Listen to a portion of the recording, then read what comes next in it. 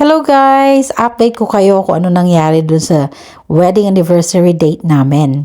So kumain kami sa Enyos. Ito ang starter namin, cod, salmon with prawn. Ito naman ang main course na pinili ko, rack of lamb.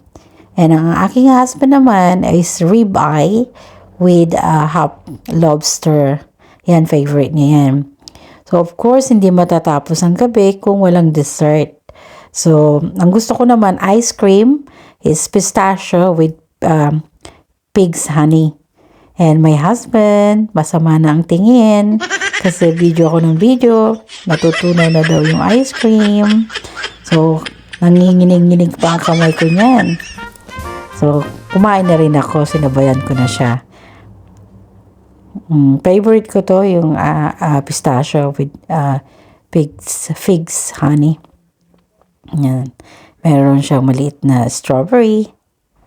Ayan, hindi nga pala ako nakabili ng card. So, tingnan nyo na lang kung ano aking ibibigay. Ang gift ko sa kanya ay ang aking heart. Love him so much. Bye for now.